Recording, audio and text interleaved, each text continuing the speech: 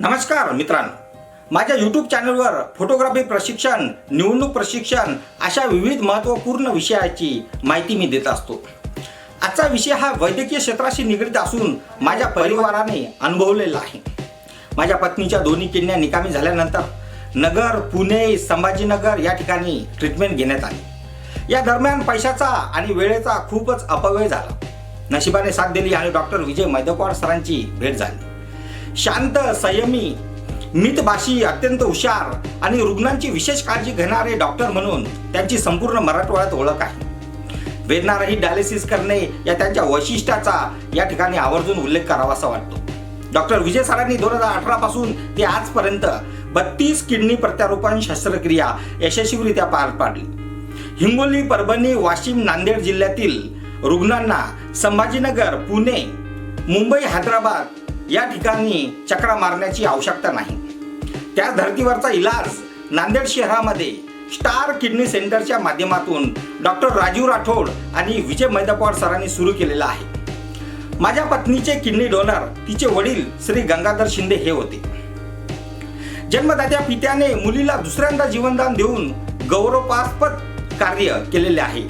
तेवढ्या तोलामोलाचे कार्य शस्त्रक्रिया यशस्वीरित्या करून डॉक्टर राजीव राठोड आणि विजय मैदकवाड सरांनी या ठिकाणी केलेली आहे. सरांच्या ज्ञानाचा आणि अनुभवाचा फायदा माझ्या कुटुंबियांना जेवढा झाला तेवढाच आपल्या सर्वांना व्हावा या उदात्त हेतूने हा व्हिडिओ या ठिकाणी बनवण्यात आला आहे. दुसरे महत्त्वाचे कारण म्हणजे बदलती जीवनशैलीमुळे मानवाच्या शरीरावर विपरीत परिणाम दिसून येत आहे. त्यामुळे रक्तदाब, मधुमेह, हृदयरोग, लिव्हर व किडनीच्या आजारामध्ये प्रचंड प्रमाणात वाढ होत आहे. पारंपरिक आहारापासून दूर जात वाढलेले कार्बोहायड्रेट्स, जंक फूड यामुळे लठ्ठपणा वाढून अनेक आजारांना आपण आमंत्रित करीत आहोत. आजार कोणताही असो, एकदा का तो झाला की संपूर्ण कुटुंबाच्या सुख समाधानाला पूर्ण विराम मिळतो. अशा प्रसंगी सद्सद्विवेक बुद्धीने आणि ज्ञानाच्या आधाराने अशा दुर्गम्य आजारावर आपण विजय मिळवू शकतो. भारतात, विशेषतः महाराष्ट्रात किडनी आजाराचे ज्ञान व अवेअरनेस कमी आहे. क्षेत्रीय प्रत्यारोपण समन्वय केंद्रांनी याच्या माहितीनुसार एकट्या मुंबईत 3000 आणि संपूर्ण महाराष्ट्रात 6000 रेसिपियंटना नवीन किडनीची आवश्यकता आहे. 2018 साली यवतमाळ जिल्ह्यातील आसोला या एकाच खेड्यागावात किडनी आजाराचे 182 रुग्ण आढळले होते. या आजाराचे वाढते स्वरूप बघता आपण सर्वांनी जागरूक होण्याची वेळ आली आहे. डायलिसिस या व्हिडिओच्या माध्यमातून या आजाराविषयी महत्त्वपूर्ण माहिती आपण घेणार आहोत. So let's get started. Video dialysis.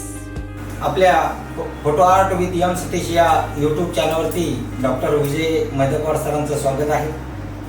आणि माझं फोटोग्राफी पुस्तक मी त्यांना सप्रेम भेट देत आहे. ओके. नमस्कार, मी डॉक्टर विजय राजेश्वर मैदकवाड. मी किडनी विकार तज्ज्ञ आणि किडनी प्रत्यारोपण तज्ज्ञ आहे. मी सध्या star kidney centre, super speciality hospital आणि ICU बोरबन नांदेड येथे कार्यरत आहे. आज आपण किडनीविषयी थोडीशी माहिती घेणार आहे. त्याच्यामध्ये किडनीचं म्हणजे नॉर्मली कसं काम असतं आणि किडनीचे कुठकुठले आजार असतात, त्याच्यानंतर मग डायलिसिस आणि किडनी प्रत्यारोपण याबद्दल बोलणार आहे. तर किडनी जे आहे तर हे एक चित्र आहे किडनीचं. हे डायबिटीजमध्ये होणाऱ्या किडनीच्या आजारांबद्दल थोडीशी माहिती देतं. पण आपण आता हे नॉर्मल किडनीचं आपल्याकडे असलेलं एक चित्र म्हणून वापरूया. तर आता ह्याच्यामध्ये ही किडनी आहे. ही किडनी एक 9 सेंटीमीटर बाय 4 to 5 सेंटीमीटर असते. आता हे 9 बाय 4 सेंटीमीटर किडनीमध्ये जवळपास 10 लाख फिल्टर असतात. तर अशा 2 किडनीमध्ये मिळून म्हणजे 20 लाख फिल्टर असतात. आता हे जे तुम्हाला बाजूला दिसते चित्र, हे फिल्टरचं चित्र आहे. हे नॉर्मल ग्लोमेरुलस आहे. एका बाजूने रक्त येतं, ते फिल्टर होतं आणि दुसऱ्या बाजूने जातं. आणि हे फिल्टर झालेलं जे रक्त आहे तेच पुढे जाऊन वेगवेगळ्या ट्यूबमधून येऊन खाली लघवी म्हणून आपण बाहेर विसर्जित करतो. तर हे झालं नॉर्मल किडनी फंक्शन. आता नॉर्मल किडनी फंक्शन जर तुम्ही बघायला गेलात तर आपल्या किडनीमध्ये दर मिनिटाला जवळपास 1 लिटर रक्त येतं. दोन्ही किडनी मिळून 1 लिटर रक्त येतं. ते 1 लिटर 1 मिनिटामध्ये प्रवाहित होऊन पुढे जातं. तर आता एका मिनिटामध्ये 1 लिटर, असं एका तासामध्ये 60 लिटर, आणि जर 24 तासाचा विचार केला तर जवळपास 150 लिटर रक्त किडनीमधून फिल्टर होतं आणि 1.5 ते 2 लिटर लघवी तयार होते. तर एवढं मोठं काम त्या किडनीचं आहे. किडनीचं हे फक्त एक फिल्टरचं काम झालं. आता ह्याच्या व्यतिरिक्त जे दुसरे कामं आहेत त्याच्यामध्ये जे प्रथिनं वगैरे जे असतात त्यामध्ये एक इरिथ्रोपोएटिन नावाचं जे प्रथिन जे किडनी तयार करते ते इरिथ्रोपोएटिन आपल्याला रक्त वाढवण्यासाठी मदत करतं. दुसरं म्हणजे जे आपले हाडं किंवा जे कॅल्शियम, फॉस्फरस आणि पॅराथायरॉइड हॉर्मोन, व्हिटॅमिन डी ह्यांचा जो बॅलन्स असतो हा पण आपल्या किडनीमधून होतो. सोडियम, पोटॅशियम यासारखे जे इलेक्ट्रोलाइट्स असतात त्यांचाही बॅलन्स आपल्याला ह्या किडनीमधून करता येतो. तर हे सगळे ह्या किडनीचे काम आहेत. ऍसिड जे शरीरामध्ये जास्त प्रमाणामध्ये बनतं ते ऍसिड विसर्जित करण्याचं कामही किडनी करते आणि बायकार्बोनेट तयार करण्याचंही काम ते किडनी करते. पाण्याचं प्रमाण, जसं आपण जर दिवसाला 10-12 लिटर जरी पाणी घेतलं तरी आपल्या शरीरामध्ये पाणी कधी जमा होत नाही, कारण त्या पाण्याचं बॅलन्स करण्याचंही काम ती किडनी करते. जेवढं आपल्या शरीराला आवश्यक आहे तेवढं ती किडनी धरून ठेवते आणि जेवढं आवश्यक नसेल ते विसर्जित करते. तर हे झालं नॉर्मल किडनी फंक्शन. आता आपण जे बघणार आहेत त्याच्यामध्ये किडनी म्हणजे आता किडनीचे आजार झाले वेगवेगळे, तर त्याची काळजी कशी घ्यायची. तर किडनीच्या आजारांमध्ये सगळ्यात घातक मी म्हणेन की डायबिटीजचा एक आजार आहे. मधुमेहाच्या आजाराचे जवळपास 30 ते 40% पेशंट हे डायलिसिसवर असतात. डायलिसिसमध्ये जवळपास म्हणजे 30-40% रुग्ण हे ह्याचे डायबिटीजचे असतात. तर ह्या डायबिटीजच्या रुग्णांमध्ये जेव्हा उपाशीपोटीची शुगर असते ती 110च्या खाली असायला पाहिजे. जेवणानंतरची जी शुगर असते ती 180च्या खाली असायला पाहिजे. आणि दर 6 किंवा 12 महिन्यामध्ये आपल्याला हे डोळ्यांची एक तपासणी करायला पाहिजे आणि मायक्रो अल्ब्युमिन्युरिया एक तपासायला पाहिजे. डोळ्यांची तपासणी यासाठी की डायबिटिक रेटिनोपॅथी म्हणजे जर डोळ्याच्या पडद्यावर जर आजार सुरू झाला डायबिटीसमुळे तर त्याचा अर्थ असा आहे की आता पुढे जाऊन किडनीचाही आजार त्यांना सुरू होण्याची शक्यता असते. मायक्रो अल्ब्युमिन्युरिया, मायक्रो अल्ब्युमिन म्हणजे जे प्रथिनं जे मी आता सांगितलं की हे प्रथिन लघवीमध्ये दिसायला नाही पाहिजे. प्रथिनं लघवीमध्ये येत आहेत याचा अर्थ असा आहे की किडनीचा आजार सुरू झाला आहे. ती आपण एक पहिली पायरी म्हणू शकतो डायबिटीजमुळे होणाऱ्या किडनीच्या आजारांची. तर जेव्हा जेव्हा किडनी क्रिएटिनिन वगैरे वाढतं तेव्हा तेव्हा त्यासाठी जे जे काही उपाय लागतात त्या डायबिटीजच्या पेशंटमध्ये, म्हणजे जंतू संसर्ग जर झाला तर जंतू संसर्गामुळेही कधी कधी क्रिएटिनिन वाढू शकतं. तर त्या जंतू संसर्ग नियंत्रणात आणणे आणि जर डायबिटीज वगैरे अनियंत्रित असेल तर तोही नियंत्रणात आणणे हे वेळच्या वेळी करणं गरजेचं आहे, नाहीतर मग किडनीचा आजार वाढत जाण्याची शक्यता असते. दुसरं म्हणजे उच्च रक्तदाब. उच्च रक्तदाब असणाऱ्या रुग्णांमध्ये टार्गेट ब्लड प्रेशर हे 140-80च्या खाली असायला पाहिजे. आणि ज्यांच्यामध्ये प्रथिनं जात आहेत लघवीमधून प्रोटीन त्यांच्यासाठी टार्गेट जे आहे ते 130-80 यापेक्षा खाली असायला पाहिजे. ते अत्यंत महत्वाचे आहे, कारण जर बीपी जेवढा जास्त, ब्लड प्रेशर जेवढा जास्त तेवढं प्रथिनांचं प्रमाण वाढतं. प्रथिनांचं प्रमाण वाढतं याचा अर्थ किडनीवर लोड येतोय आणि जेवढा किडनीवर लोड येतो तेवढ्या लवकर ती किडनी खराब होण्याची शक्यता असते. तिसरा महत्वाचा आजार म्हणजे मुतखड्याचा आजार. कुठल्याही मुतखड्याच्या रुग्णांमध्ये 24 तासामध्ये 3.5 ते 4 लिटर हे पाण्याचं प्रमाण असायला पाहिजे आणि मीठ हे कमी प्रमाणात असायला पाहिजे, कारण कुठलंही मुतखडा हे तयार होण्यासाठी मिठाचं आवश्यक त्याच्यामध्ये एक रोल असतो. त्याच्यामुळे मिठाचं प्रमाण कमी आणि पाण्याचं प्रमाण जास्त. आणि कुठलाही मुतखडा असेल तर त्याचा त्वरित इलाज करणे गरजेचं आहे. आता मुतखडा हे जर किडनीच्या मध्ये असेल, तो छोटासा असेल तर त्याच्यामुळे जास्त काही बाधा होत नाही. पण जर त्या युरेटरमध्ये म्हणजे मूत्रपिंडापासून जे 2 नळ्या ज्या येतात आणि आपल्या ह्याच्या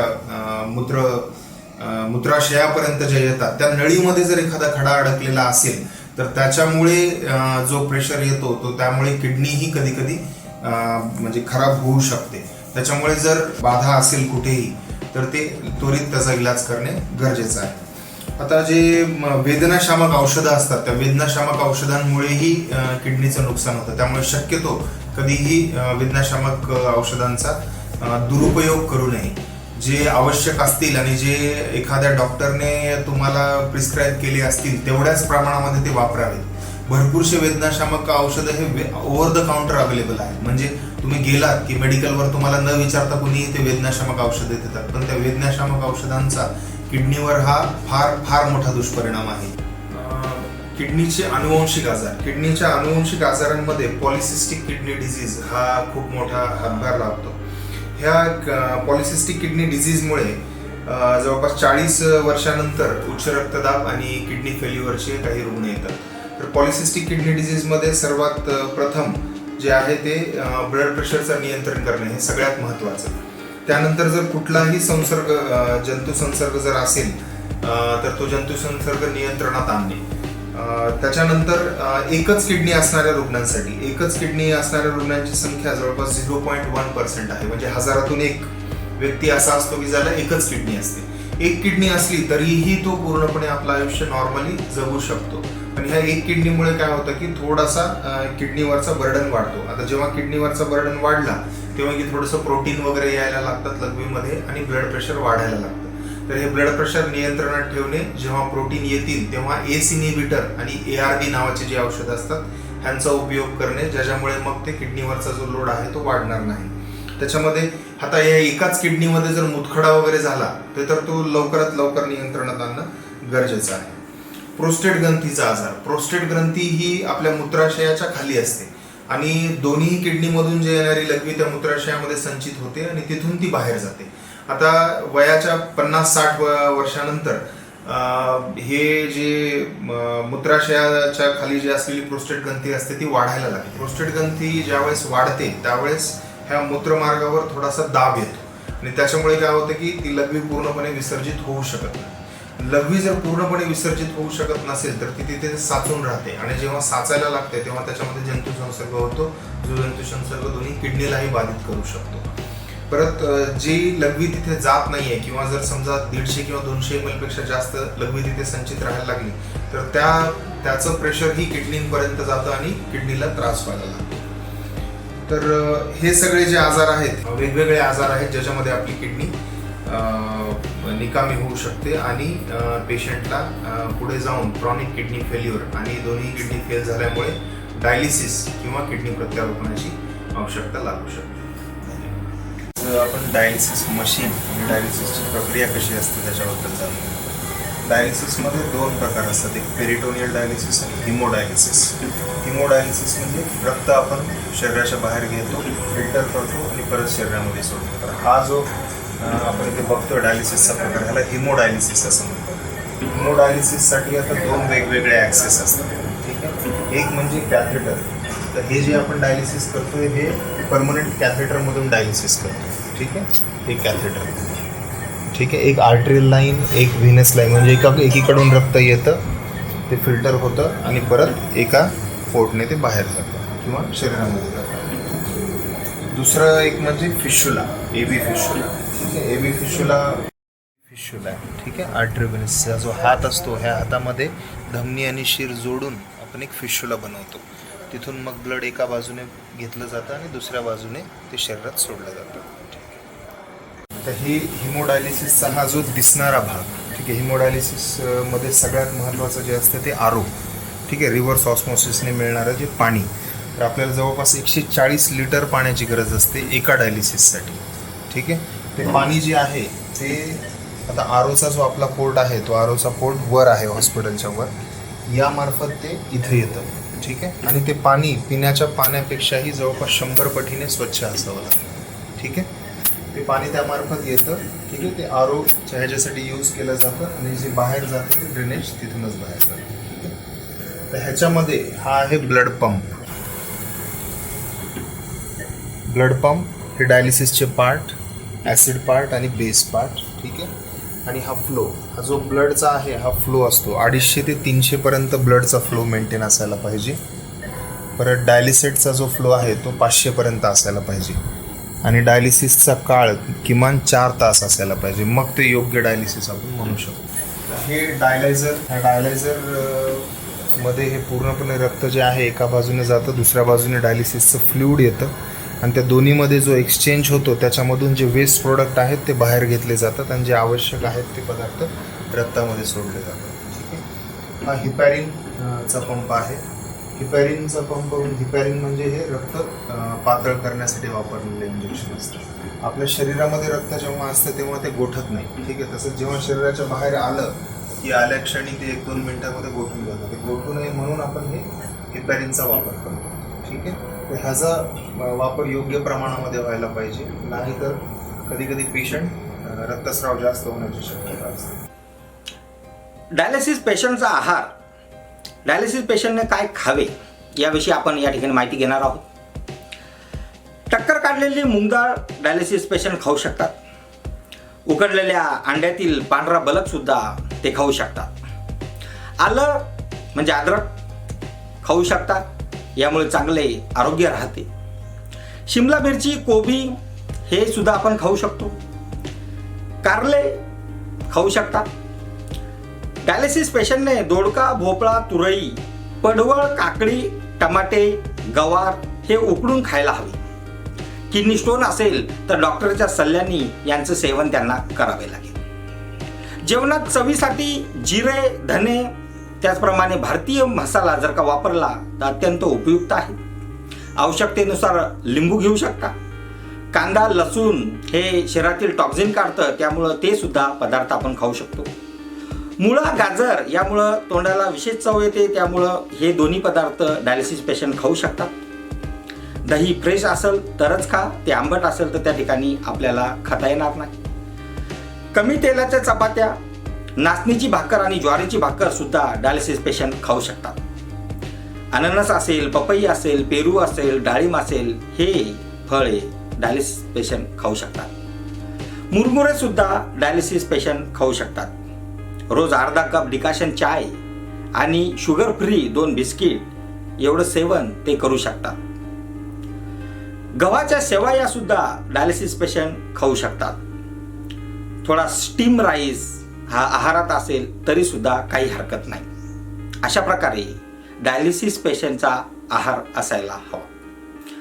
डायलिसिस पेशंटने काय खाऊ नये याविषयी आपण माहिती घेणार आहोत. पॅकिंगचे सर्व अन्न हे डायलिसिस पेशंटने टाळायला हवे, कारण त्यामध्ये कलर आणि फ्लेवर असतात जे की हानिकारक असतात. साखरेमध्ये जास्त प्रकारचे केमिकल वापरण्यात येते, त्यामुळं त्याचप्रमाणे ती गोड असल्यामुळं तर या कारणासाठी आपल्याला साखरेचं प्रमाण हे आहारामध्ये कमी असायला पाहिजे. अंड्याचा पिवळा बलक हे खाऊ नये. लोणचे सुद्धा आपण टाळायला हवे. संत्री हे फळ आपण खाऊ नये. फिश असेल, चिकन असेल, मटण असेल, नॉनव्हेज असेल हे आपण टाळावे. एखाद्या वेळेस मीठ रहित चिकन सूप घेऊ शकतो. टरफल असलेली मुंगाची उसळ ही खाऊ नये. त्याचप्रमाणे फळे सुद्धा खाऊ नये. डॉक्टरांच्या सल्ल्याने काही फळे आपण खाऊ शकतो, त्यामध्ये रोजची 100 ग्रॅमच फळे आपण सेवन करू शकतो.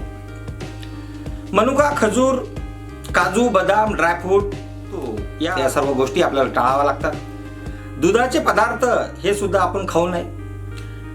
डायलिसिस पेशंटने 24 तासात 1 लिटर पाणी याच्यावरती पिऊ नये आणि पेशंटच्या कंडिशनवर डॉक्टर त्यांना पाण्याचं प्रमाण सांगत असतात. लिक्विड स्वरूपातील कोणतेही पेय या ठिकाणी डायलिसिस पेशंटनं पिऊ नये. त्यामध्ये कोल्ड्रिंक्स, त्याच्यामध्ये सूप अशा प्रकारे हे टाळावे. धूम्रपान, मद्यपान हे सुद्धा टाळावे. आणि सर्वात महत्त्वाचं म्हणजे तंबाखूजन्य पदार्थ, गुटखा आणि इतर पुड्या ह्या टाळाव्या. अशा प्रकारे डायलिसिस पेशंटने काय खाऊ नये याबद्दल आपण थोडक्यात माहिती बघितली. किडनी आजार टाळण्यासाठी टिप्स. नेहमी ताजे व सकस अन्न खा. अन्नामध्ये मिठाचे प्रमाण कमी ठेवा. शांतपणे झोपण्याची सवय लावा. ताण कमी घ्या. भरपूर पाणी प्या. नियमित व्यायाम करा. बेकरीचे पदार्थ टाळा. बर्गर, पिझ्झा, चिप्सचे पुडे हे सर्व आपण टाळलं पाहिजे. मद्यपान व धूम्रपान ह्या गोष्टी नेहमी अवॉइड केल्या पाहिजे. पेनकिलरची जी औषधी असती ती डॉक्टरच्या सल्ल्याने कधी कधी घ्यायची. शक्यतोवर जास्त सेवन त्याचं टाळायला हवं. बैठे काम कमी करायला हवे. वर्षातून एकदा तरी पूर्ण बॉडी चेकअप डॉक्टरांच्या सल्ल्याने आपण या ठिकाणी केलं पाहिजे. अशा प्रकारे मित्रांनो, किडनी आजार टाळण्यासाठी ह्या महत्त्वाच्या टिप्स आहे. त्याचप्रमाणे आपल्याला जर का असा डाऊट आला की किडनी आपली खराब होते तर सिरम क्रिएटिन व युरिन रुटीन ह्या टेस्ट आपण करून घ्यायच्या. त्या आधारे आपल्याला कळतं आपली किडनीची कंडिशन काय आहे. अशा प्रकारे मित्रांनो, किडनी आजार टाळण्यासाठी या टिप्स आपल्याला महत्त्वपूर्ण आहेत.